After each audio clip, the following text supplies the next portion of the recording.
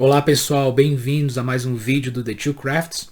E hoje a gente vai ter um vídeo num formato um pouco diferente, e por isso que ele se chama Chimarrão, referência à honestidade e maçonaria, porque eu vou estar tomando meu chimarrão aqui do sábado de manhã. Então geralmente nos sábados de manhã eu faço um chimarrão e fico lendo. Se a minha esposa acorda comigo, acordo geralmente cedo, então gosto de conversar no sábado de manhã tomando um chimarrão. Acho que é um ótimo programa e resolvi dividir isso com vocês. Ou seja, em vez de montar uma pauta mais estruturada, na qual eu tento endereçar alguns assuntos de uma maneira um pouco mais pontual, eu fiz alguns apontamentos, agora de manhã mesmo, então fiz alguns apontamentos rápidos, mas quero conversar com vocês, na verdade, sobre esse assunto, porque é um assunto sobre diálogo. Então não é algo que se possa falar de uma maneira mais professoral ou coisa parecida, apesar de eu sempre querer me distanciar desse tipo de discurso, mas uma conversa, inclusive uma conversa sobre maçonaria. Eu sempre venho como acadêmico, eu já falei isso aqui várias vezes, eu sempre parto da minha visão como acadêmico, porque maçonaria é meu tópico de pesquisa. Apesar de ser maçom, a maçonaria pouco me informa sobre o que eu sei da maçonaria. Então, mas hoje eu acho que é bacana a gente misturar um pouco os dois, fazer um pouco do lado acadêmico, mas muito mais a gente falar sobre como pensar, escrever, opinar sobre maçonaria. Também pode falar sobre a maçonaria que a gente quer, né? Então acho que isso é muito importante. Então o vídeo de hoje, você que é curioso, você que gosta de saber das coisas, você que está fazendo uma peça de arquitetura, você que é pesquisador amador, você que é pesquisador profissional ou querendo se tornar profissional, você que é criador de conteúdo nas mídias sociais, por aí, esse vídeo é para vocês. Então, eu espero que a gente possa continuar esse diálogo, inclusive para não deixar lá para o final e tal, nessas fórmulas, digamos assim, de vídeos.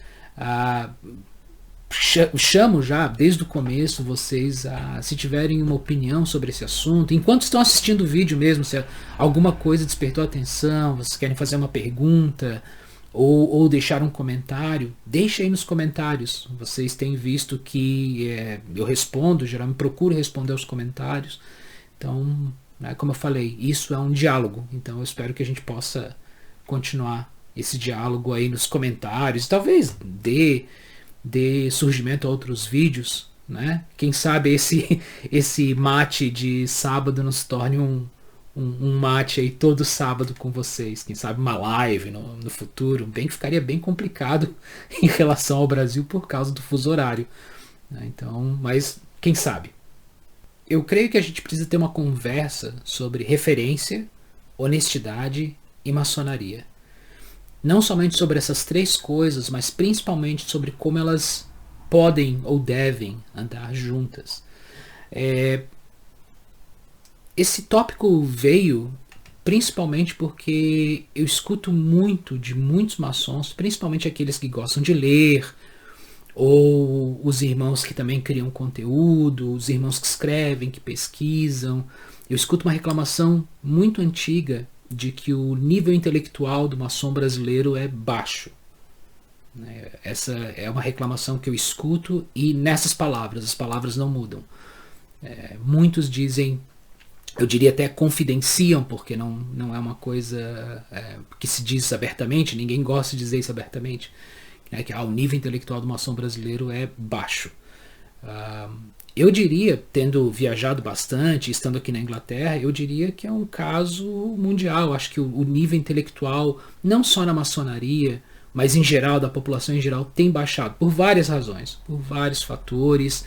E eu acho que é um sinal contemporâneo, é uma coisa que tem acontecido de maneira bastante democrática, digamos assim. Então todos os níveis, todos os estratos sociais, todas as idades Eu creio que realmente o nível de capacidade para pensamentos mais complexos, para uma atenção mais focada, por razões que vocês conhecem até melhor do que eu, tem baixado bastante. Tem baixado bastante. E claro, como eu sempre digo, maçonaria não recruta membros em Marte, né? Como todos estamos na Terra, a maçonaria brasileira vai recrutar brasileiros.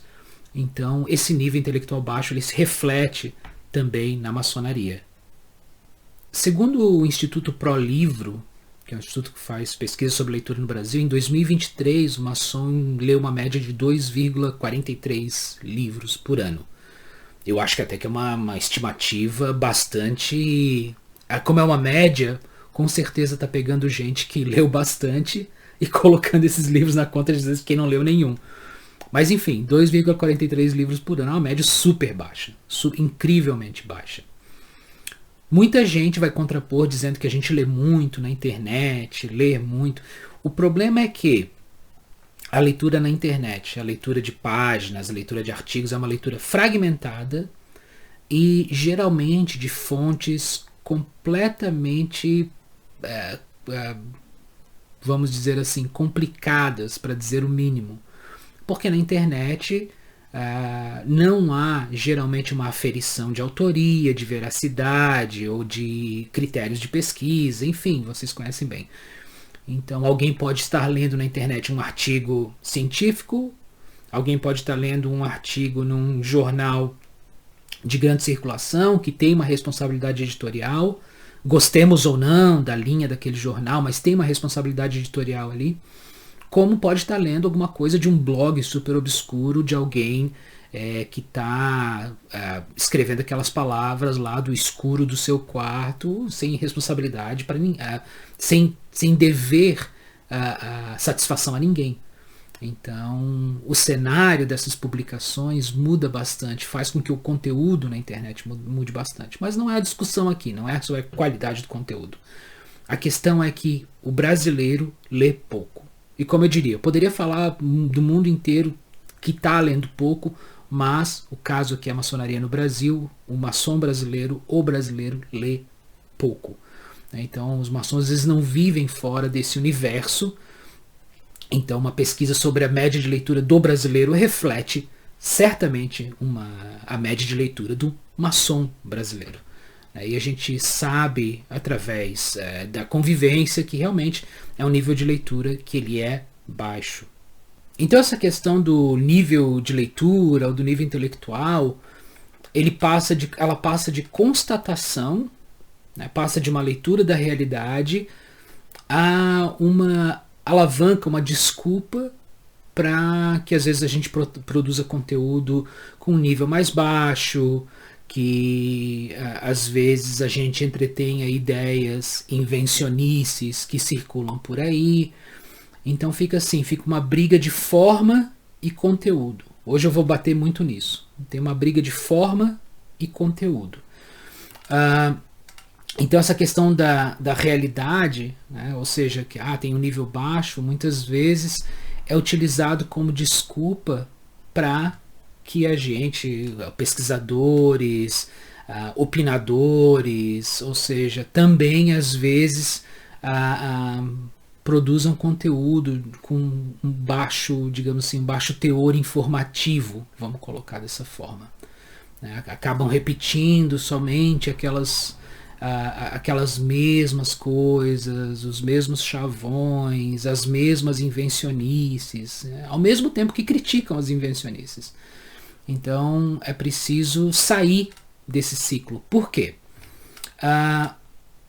Quando a gente diz o nível intelectual do maçom brasileiro é baixo e produz um conteúdo, produz artigos ou produz peças de arquitetura que não tentam elevar aquilo, trazer novas ideias, novas práticas, enfim, trazer novos posicionamentos. Quando a gente não busca elevar o nível, então a questão do baixo nível intelectual vira uma profecia que se autocumpre.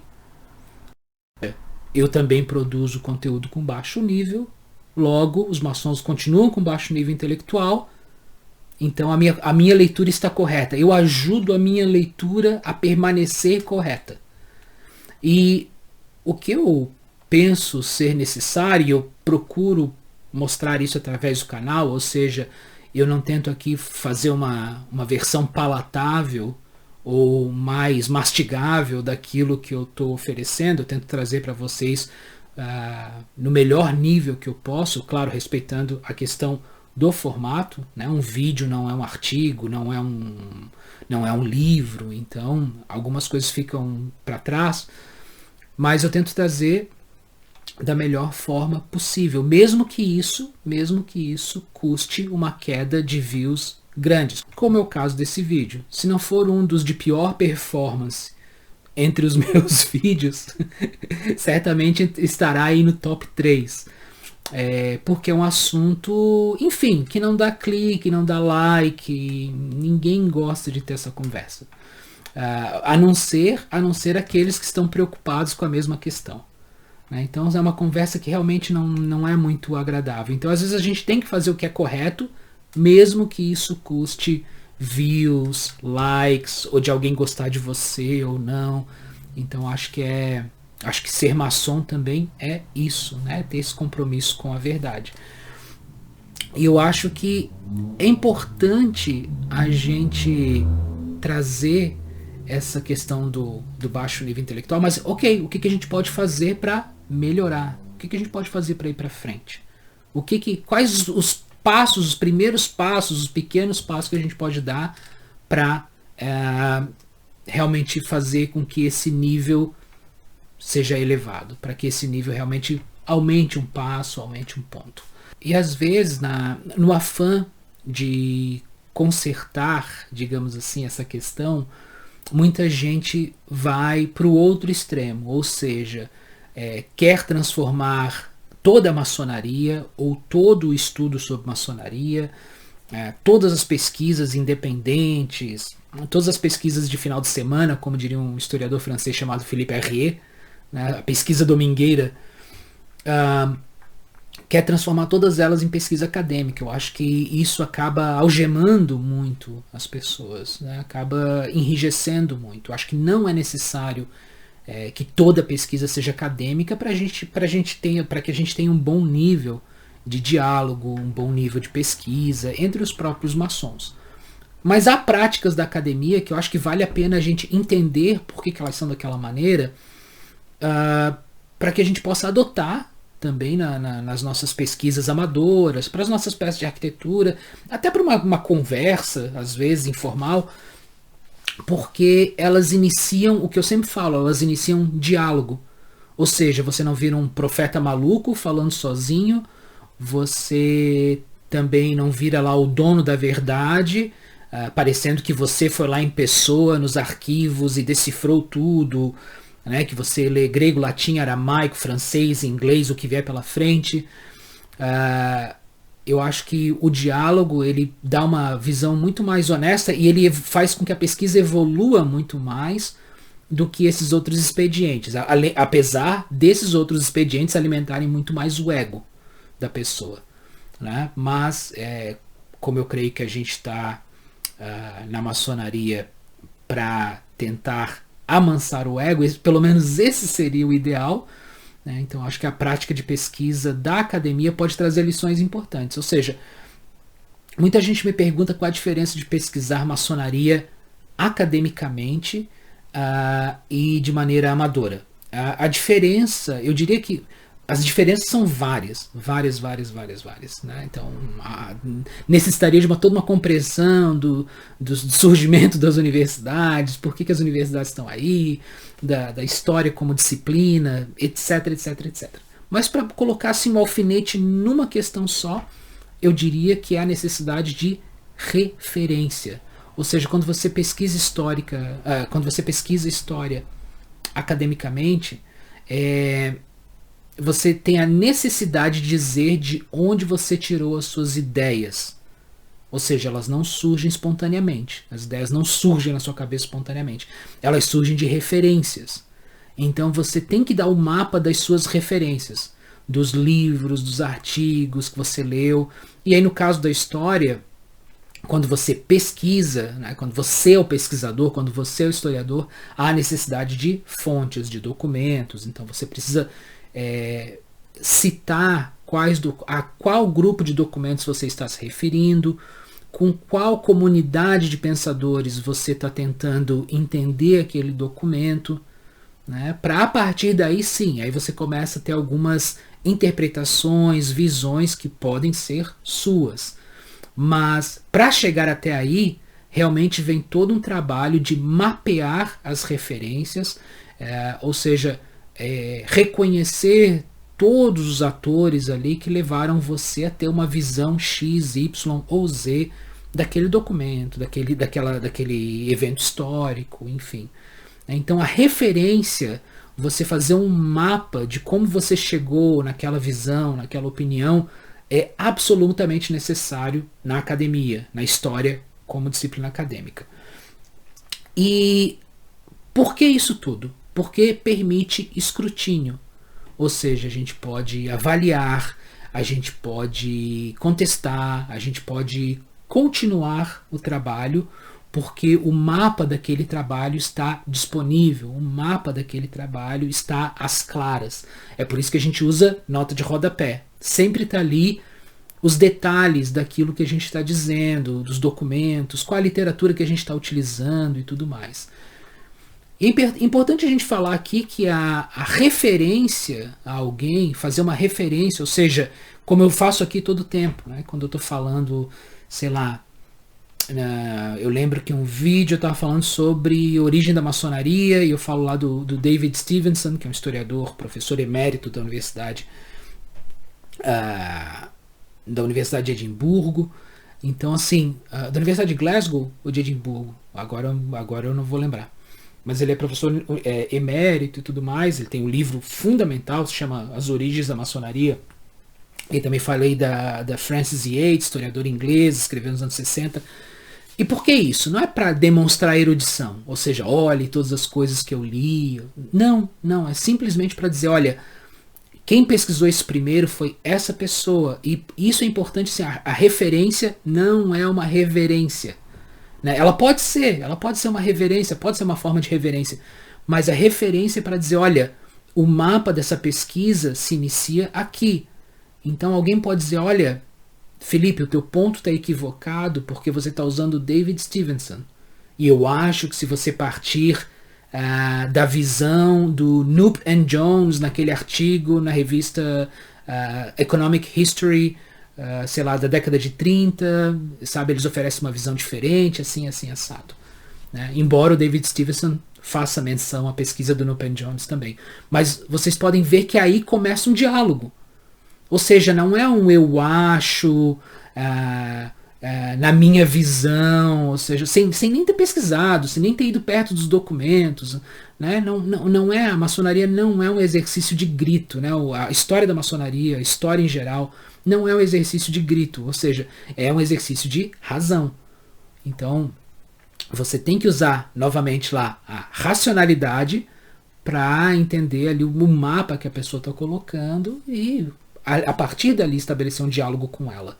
Não é, eu não gosto desse ponto de vista, então eu vou inventar algo da minha cabeça para contestar ou apostar, né, num documento oculto que deve existir. Então, assim, o diálogo acadêmico ele pode beneficiar a maneira como a gente vê o diálogo sobre história da maçonaria nesse sentido. A necessidade de referenciar quem teve a ideia, quem ofereceu aquela interpretação, onde está o documento, onde eu vi aquele documento, é super importante para que a gente possa até muitas vezes detectar um erro na origem do argumento ou achar ali o acerto fundamental para que os outros pontos de vista possam ser também ajustados. Então, acho que isso é muito, muito, muito importante. Então, obviamente, além disso, né, a atribuição de autoria é uma demonstração de honestidade. Então, em vez de você dizer que aquela ideia é sua, que você, como eu falei, né, que foi você quem trouxe, que foi você quem foi lá pesquisar no arquivo, não sei o que, é uma questão de honestidade. Olha, eu li esse documento no livro tal, do fulano de tal, sabe? Eu li esse. Eu fiquei sabendo desse objeto aqui no artigo lá do Mark Dennis, entendeu? Ou eu fiquei sabendo disso aqui através, sei lá, do livro. Pode ser, inclusive, pode ser de uma bibliografia da qual você não se orgulha muito. Mas é importante que você seja honesto de onde aquela informação está partindo, né? Porque é difícil a gente ter uma bibliografia que a gente só concorda. Muita gente tem esse erro de achar que na bibliografia a gente só coloca os livros com os quais a gente concorda, ou os quais a gente quer que os outros vejam e tudo mais. Uma bibliografia honesta, íntegra, ela precisa ter aqueles livros que fizeram você chegar naquele ponto, pelo bem ou pelo mal, pela concordância ou pela discordância, né? Lembrando aqui que eu creio que a discordância não é algo ruim, pelo contrário, né? Sem discordância a gente não consegue construir nenhuma argumentação realmente coerente. E a referência ela é importante independente do irmão que está oferecendo, do autor que está oferecendo aquela visão, demonstrando aquele documento, ou ressaltando a importância de algum evento A, B ou C. Por quê? É uma questão de honestidade, até para você poder fazer um escrutínio de como você chegou naquela visão de um evento, de um documento, de uma interpretação, enfim. E isso pode ser alguém que escreveu um livro, você pode ter lido num livro, num artigo científico, num blog, num post de blog, num vídeo no YouTube, você pode ter escutado aquilo num podcast, mas também pode ser alguém da sua loja, pode ser um irmão da sua loja, que às vezes ofereceu a você uma interpretação valiosa de como às vezes vê aquela questão, vê aquele documento, aquela ferramenta daquele grau. É importante, e até porque você incentiva essa pessoa que ofereceu a você essa visão, ofereceu a você essa interpretação, a continuar, a melhorar.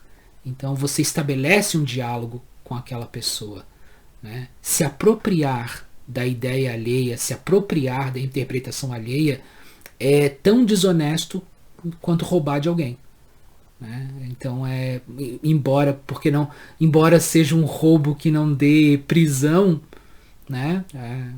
A maçonaria não baseia sua honestidade através disso, né? A gente tem que procurar a virtude em todos os locais. Então é importante realmente a gente dar crédito a quem é merecedor daquele crédito, né? Mesmo que isso às vezes custe um pouco do nosso ego, porque a gente quer parecer às vezes muito mais eloquente, inteligente ou erudito ou coisa parecida. Então, para que essa prática da referência se torne algo básico, algo que não é necessário reforçar, eu diria que é necessário, primeiramente, as lojas pararem de aceitar mansamente as práticas de aluno malandro, que a gente vê muito por aí. Então, se a maçonaria vai construir masmorras aos vícios, os vícios intelectuais deveriam estar entre esses aos quais a maçonaria constrói masmorras. Lembrando que dentro da filosofia moral, o vício é a ausência de virtude. Então, não há desculpa moral, ou seja, não há permissão possível para um vício. Não existe mas você tem que entender que... Aí insira aqui a desculpa que você quiser, né? Para um irmão que está fazendo lá um copia e cola, para um irmão que está, às vezes, só realmente copiando integralmente de um livro ou coisa parecida, né? Novamente, podem ser práticas um pouco impopulares, mas elas são necessárias se a gente quer tirar a maçonaria de um certo atoleiro intelectual, né? Isso é completamente fundamental. Então, começa lá na loja, a loja parar de aceitar peça de arquitetura que vai de qualquer jeito, né? É importante a gente lembrar aqui que a gente fala muito de honestidade, honestidade, honestidade.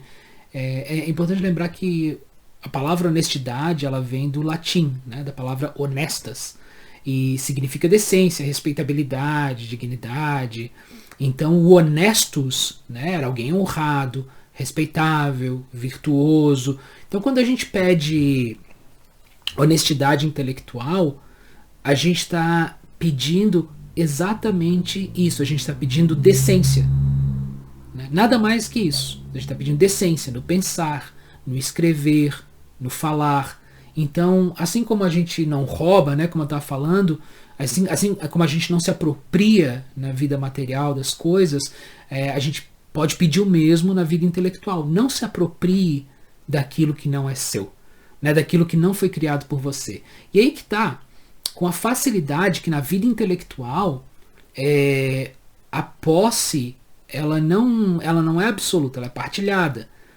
Então você pode realmente utilizar tudo que foi pensado pelos outros.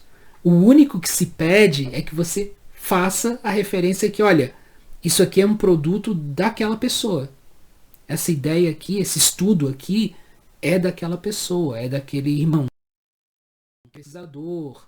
Né? E como eu falei, não é uma reverência. Isso é somente um modo de fazer um mapa. É um modo de fazer com que a pesquisa não morra em você.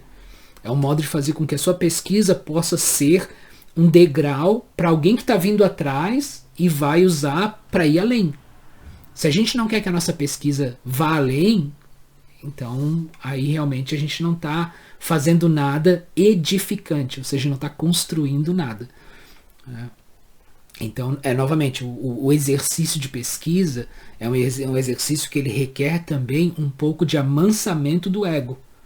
Né? O ego não pode estar ali querendo muito, porque realmente o que se quer é que quem vem atrás, quem venha depois, possa ir além, possa descobrir mais, possa ter uma interpretação melhor.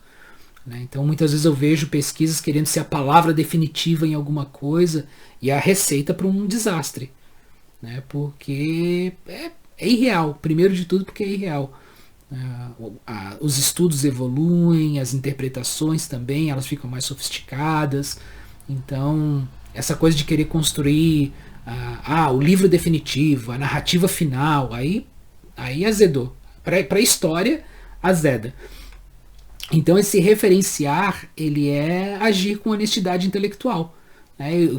Pode parecer chato no começo, e acredito que a maioria vai achar muito chato no começo, né? Porque principalmente se perde a sensação de o cara é o cabeça, é o bambambam e tudo mais. Né? Se perde muito disso, a referência ela vai desvelar, né? Ela vai tirar todos os véus que às vezes se coloca na frente de um documento, na frente de uma ideia.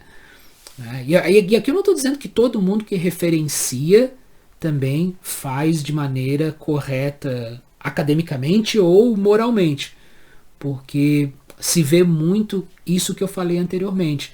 Muita gente referenciar aquilo que vai fazer parecer que ela lê muito, que ela lê documentos em todas as línguas e tudo mais, e vai esconder às vezes o middleman, vai esconder a pessoa que realmente apresentou àquele pesquisador aquelas fontes, aquelas ideias. Isso é uma prática muito comum na maçonaria brasileira. A gente vê muita gente escrevendo, pesquisando, falando, opinando, e dizendo, porque eu li esse documento, porque eu li esse autor aqui estrangeiro, e na verdade ela está tirando tudo de um autor bem local. Né? E isso também, para dizer um português bem claro, é de uma safadeza sem tamanho. Né? E eu vejo muitos irmãos que produzem conteúdo, muitos irmãos que escrevem, que pesquisam, muitas vezes reclamando disso. Né? Mostrando por A mais B, assim, mandam às vezes, olha, eu fiz essa pesquisa, apresentei esse trabalho e tudo mais, e o irmão foi lá e chupou completamente e copiou as minhas referências. Em vez de me referenciar, copiou as minhas referências. Então, é de uma safadeza sem tamanho. Então isso não adianta só ele ter as referências também, a gente tem que ser honesto na hora de referenciar. E qual a vantagem disso? Qual a vantagem de referenciar, de ser honesto intelectualmente? Qual a vantagem de ser honesto? Qual a vantagem de ser honesto intelectualmente? Eu diria que a grande vantagem é que a gente pode começar um ciclo virtuoso. Ou seja, onde através das práticas menores de um papo, de uma conversa, passando pelas peças de arquitetura em loja, palestra em loja, indo divulgação em áudio e vídeo, publicação de artigos, livros. Através dessa prática, a gente pode começar um diálogo. Né? E aí, novamente, um diálogo verdadeiro. Né? Paremos com essa mania de querer referenciar como se a gente tivesse lido tudo no original, e como se os pesquisadores locais ou próximos, ou até aqueles irmãos da loja, não tivessem nenhum papel nisso. Né? Não, ninguém me ofereceu nenhum insight sobre isso. Tudo sou eu, os documentos e Deus. Eu acho que é uma postura muito egocêntrica e que afeta muito, prejudica muito o diálogo. Então a vantagem, eu acho que o benefício da honestidade intelectual, é a gente começar um ciclo virtuoso, no qual a gente começa um grande diálogo, onde todo mundo está pesquisando um certo assunto, e no caso da história da maçonaria, a gente sabe que tem vários ramos, digamos assim, mas a gente junta um grupo de interessados em um certo assunto. A gente vê muita gente, sou interessado em história da maçonaria. Aí se gera muitos assim, tudólogos, né? O cara é especialista em tudo. Então ele sabe tudo do século XVIII, francês, inglês, holandês, ele sabe de história dos Estados Unidos. Meu Deus do céu, é incrível assim, como é que a pessoa não está aqui em Oxford dando aula. Então a gente tem que parar com essas coisas do ego, de achar que os pesquisadores locais, que os irmãos, que um colega às vezes ofereceu um insight e aquilo é valioso. Às vezes aquilo é a chave que vira e que muda o jogo todo na interpretação. A gente... eu não sei como é que é no resto do Brasil, mas entre os meus amigos, os poucos aí que eu tenho conversa no WhatsApp e tal, essa coisa da sacadinha, né? Alguém que sacou alguma coisa, então tem uma sacadinha ali, tem algum detalhe que é a virada de chave. Então isso, eu estava até conversando outro dia com um irmão, eu falei, eu acho que isso é a coisa mais importante de um artigo, de um livro, ou seja, é aquele momento, é aquela interpretação, é aquela visão que oferece uma virada de chave. E geralmente é isso que é ignorado em muitos trabalhos, a virada de chave. Então a pessoa vai lá, referencia as referências daquele autor que ela está, digamos assim, copiando, né, para não usar uma palavra pior, e omite a virada de chave, e se apropria da virada de chave. Então é muito, muito complicado. Não vou nem dizer que é moralmente questionável, é moralmente condenável, né, uma coisa dessa. E novamente, não estou falando de uma coisa pontual, é de uma prática que acontece muito. Tanto é que eu me senti impelido a fazer esse vídeo e falar disso. Eu acho que é importante a gente ter uma conversa aberta e franca sobre essa questão.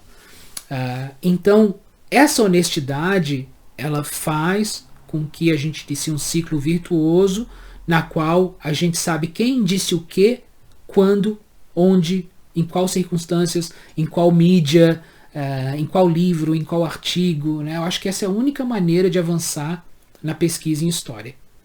A transparência em relação às referências é a única maneira de a gente avançar na pesquisa em história. E vocês querem coisa mais legal do que vários maçons se sentirem incluídos nessa pesquisa? Então, em vez de criar uma série de caciques para os índios, não seria legal se todo mundo pudesse sentir ali um pouco cacique de vez em quando, ou ao menos ter o seu quinhão reconhecido, às vezes aquele irmão que está lá na loja, que é um estudioso, que te oferece uma interpretação, né? Que tal às vezes incluí-lo ali, põe uma nota de rodapé, olha que esse insight aqui, essa visão foi oferecida por esse irmão, esse documento foi esse irmão que traduziu. Então acho que é importante. É fundamental ressaltar aqui que a história não é um jogo de cartas, no qual a gente descobre um as perdido ali, bate e ganha o jogo. Na história não é um jogo que se ganha. E eu vejo muito essa visão de muita gente achando que a história... eu vou achar um documento perdido lá na Escócia, que é o elo perdido da maçonaria. Eu vou achar um elo perdido ali, não sei o quê, e vou bater o jogo. E aí vou ganhar, e ó, viu? Tudo aquilo que eu falei vai estar certo, porque eu achei esse documento aqui. Então a história não funciona assim. Quem pensa dessa forma nunca chegou perto de uma pesquisa histórica de verdade. A história é muito mais um jogo de buraco, ou seja, um jogo de equipe e demorado, do que um jogo de truco, né, no qual se ganha no grito às vezes, né, ou convencendo o outro de uma mão. Então acho que é importante a gente lembrar disso, que a história não é um jogo aí de super trunfo. Para quem cresceu nos anos 80 e 90, fica a referência que você tinha umas cartas assim, tinha super trunfo de avião, de carro, e quanto mais excepcional fosse o avião, o carro, você maior tinha a chance de bater.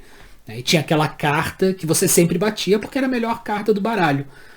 Então, a história não é um jogo de super trunfo. Não existe a melhor carta do baralho para você bater, até porque você não bate.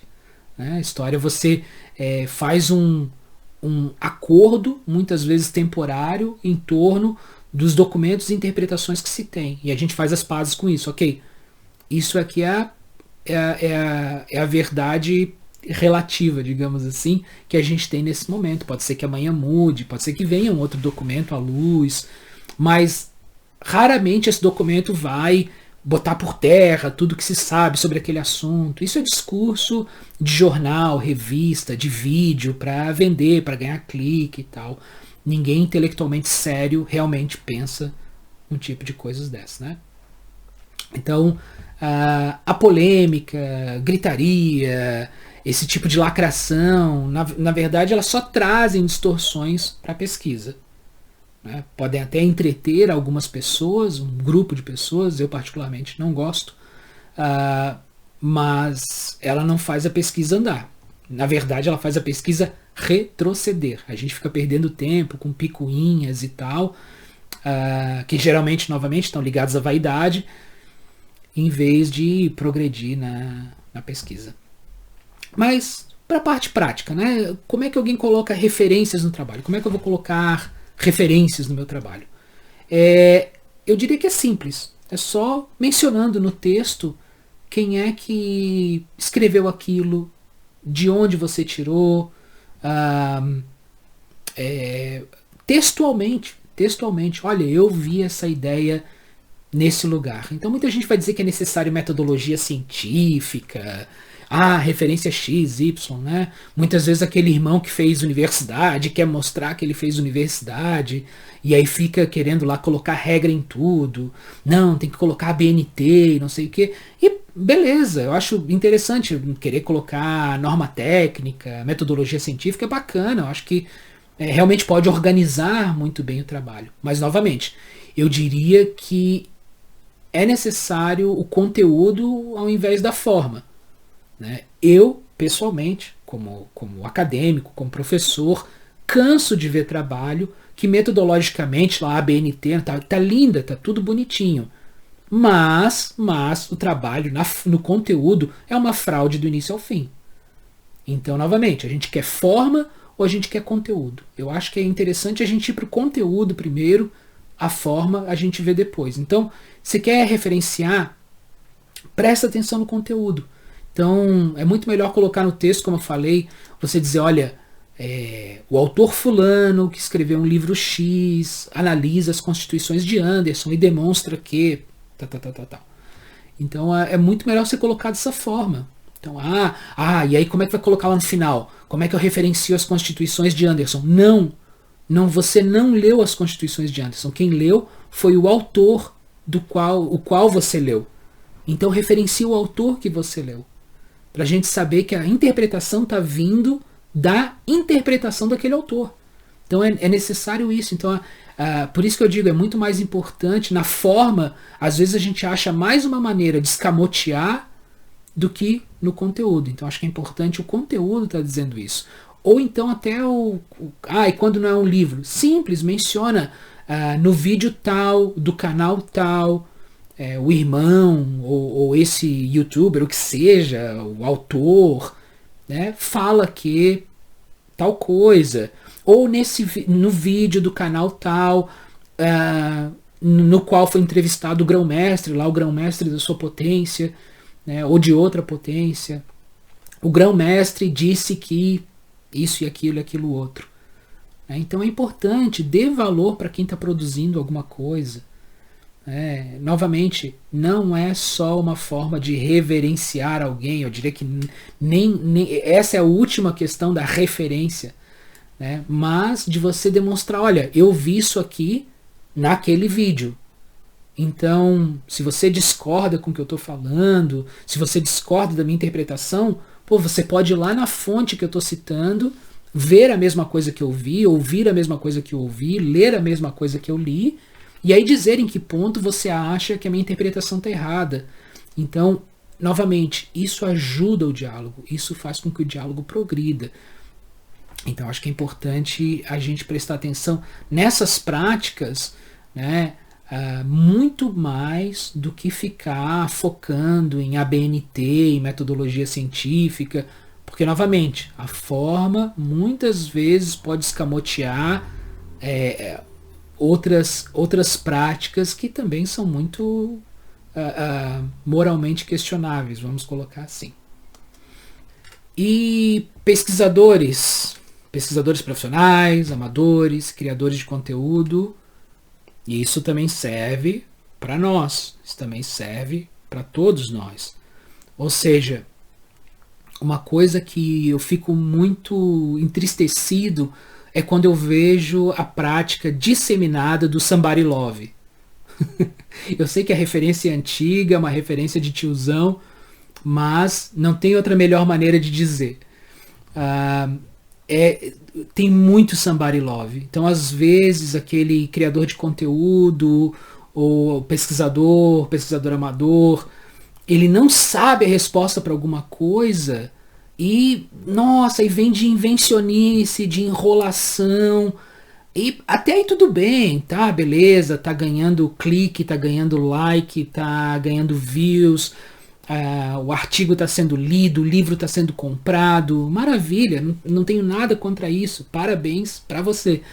A questão é, isso está criando, novamente, alguém que está indo lá no seu conteúdo, lá no seu livro, lá no seu artigo, para entender melhor uma questão, vai sair com a impressão que sabe alguma coisa e você só deu uma enrolada. O meu grande amigo e irmão, né, o Clóvis Gregório, ele fala uma coisa que eu gosto muito, muito, muito, muito, e eu sempre dei risada. Quem ouvia o nosso podcast lá, o Ritos e Rituais, vai lembrar. Ele dizia uma coisa, porque eu sempre encrencava com isso, falei, odeio quem fica de somebody love, de enrolação, e novamente, não precisa ser uma coisa completamente maluca ou translocada. Às vezes a pergunta endereça uma questão. E aí a pessoa, em vez de responder aquela questão, ela viaja. E aí começa a dar um monte de informação. Beleza, as informações estão todas corretas, não tem problema, mas não tem nada a ver com a pergunta. Ou seja, só uma enrolação para não responder aquela pergunta. Então, isso acontece muito, muito, muito, muito. E o Clóvis dizia assim, é o clássico, eu não respondi a tua pergunta, mas te dei um monte de informação legal. Eu acho que essa aí o Clóvis assim, martelou o prego assim, de primeira. Então eu acho que tem muito isso, né? Eu não vou responder a tua pergunta, mas vou te dar um monte de informação randômica, completamente aleatória, mas legal. Então é isso, eu acho que isso deixa muito confuso. Imagina lá o irmão, principalmente aquele que acabou de entrar, que está procurando uma resposta, e aí recebe um somebody love desses assim. Eu acho muito danoso, muito danoso. Então se a gente não sabe a resposta, vamos procurar, vamos pesquisar, Então, assim, por exemplo, né, tem muita coisa aqui que eu poderia responder realmente de bate-pronto. Sem problema algum, sem problema algum. Poderia falar horas de bate-pronto sobre alguma coisa que foi perguntada. Só que eu tento organizar antes, não é o que eu vou falar. Não é pesquisar aquilo que eu vou dizer, mas como eu vou dizer, em que ordem. Ou seja, tentar dar alguma ordem para que eu possa, sim, oferecer um contexto. Muitas vezes eu tenho que falar da pergunta, muitas vezes eu tenho que trabalhar a pergunta para depois respondê-la, mas eu tenho que respondê-la em algum ponto. Né? Então acho que é muito importante isso. A gente tem que parar com a prática do somebody love. Fazer uma campanha aqui. Vamos parar com somebody love. E claro, né, outra coisa, para quem escreve, publica, cria conteúdo, a mesma coisa. Né? Vamos mencionar quando aquele irmão, quando aquele colega, quando aquele profissional nos ofereceu uma resposta, nos ofereceu uma interpretação, nos ofereceu uma mudança de chave. Né? Vamos fazer referência a isso também. Ou seja, se a honestidade não está lá no topo, também não vai estar na base. Né? Se a gente não oferece honestidade nos livros, nos artigos, nos conteúdos que a gente está produzindo, a base também vai se sentir pouco, digamos assim, inclinada a fazê-lo. Então tem um dever aí de exemplo. De exemplo.